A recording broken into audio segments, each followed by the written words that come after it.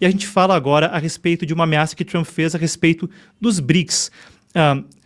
Acontece que, claro, o grupo que inclui Brasil, Rússia, Índia, China e África do Sul, agora também com a edição de Emirados Árabes Unidos, Irã, Egito e Etiópia, tem discutido a possibilidade de uma alteração na sua moeda de referência e pararia, então, de fazer transações, ou pelo menos parte delas, com o dólar americano. Explico. Os Estados Unidos têm desenvolvido um sistema financeiro, ou melhor dizendo, o mundo adotou esse sistema financeiro após a Segunda Guerra Mundial. Naquela época, a época da reconstrução da Europa e da reconstrução do mundo, conforme desenvolvia-se uma economia mais e mais interligada, o dólar tornou-se uma moeda de referência, com o abandono do padrão ouro e a troca não só da referência das moedas nacionais dos países, de seus lastros no dólar ao invés do ouro, mas mais que isso, com uma moeda tão líquida, tão do interesse de todas as nações, criou-se as condições para que países no mundo todo pudessem trocar em dólar e tornar viável que uma série de mercadorias escoassem com maior liquidez. Se as palavras estão confusas, basicamente significa que quase todas as transações do sistema financeiro internacional, quase todas as transações de importação e exportação do mundo todo passaram a depender do dólar americano e de bancos americanos intermediários. Isso deu, claro, aos Estados Unidos o poder de exercer uma pressão tremenda sobre adversários.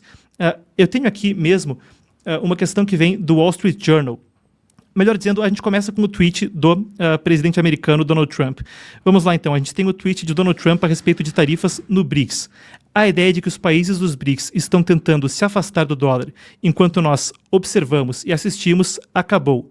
Nós exigimos comprometimentos desses países, um compromisso desses países, que eles não irão nem criar uma nova moeda dos BRICS, nem apoiar qualquer outra moeda para substituir o poderoso dólar americano, ou irão enfrentar tarifas de 100%, e devem esperar uma despedida a vender na maravilhosa economia americana. Eles podem procurar outro perdedor, não existe qualquer chance de que os BRICS irão substituir o dólar americano no comércio internacional, e qualquer país que tente deve dar tchau, tchau para a América. Isso é o que disse Donald Trump. Vale a pena a gente dizer, ainda na pauta, e explicava agora a importância do dólar americano, que anteriormente isso revive uma coisa que vem do governo anterior de Donald Trump. A questão é que mesmo o Irã anteriormente, quando os Estados Unidos saíram do acordo nuclear que permitiria ao Irã desenvolver para fins civis seu programa nuclear, a suspeita na época do governo Trump era de que a coisa não ficaria no civil e poderia dar ao Irã a possibilidade de desenvolver armamento atômico. Os Estados Unidos saíram do acordo e passaram a exercer a política de pressão máxima. Começou naquela época mesmo esforços para que a União Europeia e a Índia conseguissem negociar com o Irã sem depender do dólar americano. Esforços como esse poderiam perder mais e mais relevância e, claro, a gente fala agora do próprio Irã no BRICS, é do interesse de muitos dos países nos BRICS que percam relevância. A gente vê China e Rússia, por exemplo, alvo de sanções em virtude não só da guerra na Ucrânia, mas de outras questões, direitos humanos, trabalho escravo na província de Xinjiang, no oeste da China. O Kremlin disse hoje mesmo que qualquer tentativa dos Estados Unidos de compelir países a usar o dólar iria sair pela culatra. Eu quero trazer para conversar com a gente agora, eu volto contigo, Elina, e também quero trazer a Emanuele Coure, ela que é a nossa editora na editoria de China do Epoch Times, para trazer os detalhes a respeito do assunto. Eu volto agora com vocês. Vamos lá. Consegue me ouvir? Consegue me ouvir, Manu? Consigo, Marcos. Tudo bem? Você consegue me escutar? Estou escutando bem. Eu sei que a Elina tem horário, ela tem compromisso na sequência, então eu começo contigo, Elina. Isso é parte de um esquema mais amplo que a gente tem visto da forma como Donald Trump tem prometido tarifas para impor aquilo que ele entende ser a melhor agenda no exterior, não é isso? Sim, o caminho que Trump está tomando, ameaçando com altos impostos, primeiro, não é algo novo. Trump ha apresentado repetidamente as tarifas como um instrumento para os Estados Unidos reequilibrarem as suas relações econômicas em todo o mundo. Já ocorreu em seu mandato anterior contra a China, por exemplo, que está agora dentro do bloco BRICS. Agora, para entender essas ameaças, talvez precisemos também conhecer um contexto mundial. E digo mundial porque essas ameaças de aumentar os impostos 100%, abrangem a vários países. O BRICS começou inicialmente com o Brasil, China, Rússia, Índia e África do Sul, mas agora se expandiu com a entrada do Egito, Etiópia, Irã e Emirados Árabes Unidos.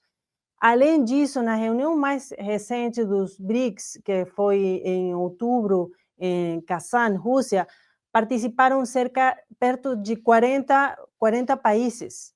É por isso que muitos países estão muito atentos a essas ameaças tarifárias, de tarifas de Trump, que é agora o presidente eleito dos Estados Unidos. Agora, isso acontece porque também o BRICS está promovendo se livrar do dólar americano e formar uma moeda nova como alternativa para que o dólar não seja mais usado no comércio internacional. E parte da força do dólar americano reside em sua posição como a principal moeda para o comércio internacional de petróleo. E os parceiros do BRICS incluem numerosos produtores de combustíveis fósseis. Assim, também o afastamento do dólar americano para outra moeda compartilhada poderia minar a posição do dólar como a moeda do comércio do petróleo. É por isso que Trump lançou essa ameaça arancelária em um esforço para desestimular a criação da moeda dos BRICS, uma ameaça que podemos dizer que é uma ameaça mundial. Perfeito, Terina, interessantíssimo. Eu sei que você tem que ir, eu continuo com você então, Manu. Brevemente, porque a gente precisa seguir a pauta, mas, claro, isso vem num contexto onde, como eu descrevia, os Estados Unidos podem estar numa situação de, claro, qualquer esforço para minar a supremacia do dólar americano no comércio internacional é um esforço de muito longo prazo, não é algo a ser realizado de imediato.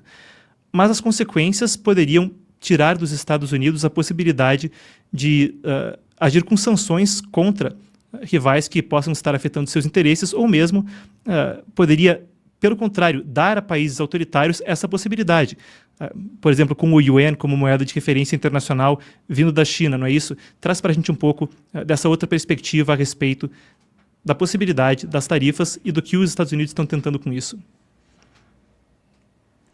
Perfeito, Marco. Sim, hoje em dia o poder do dólar é o que dá aos Estados Unidos todo esse poder geopolítico, digamos assim.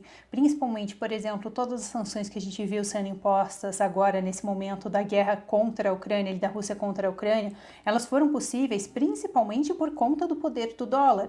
Agora a Rússia tem encontrado outras formas de tentar desviar dessas sanções, mas, por exemplo, poucos dias atrás, o governo americano impôs novas sanções bancárias à Rússia e eles, nesse momento, a gente já teve uma queda muito rápida do rublo, que é a moeda local deles.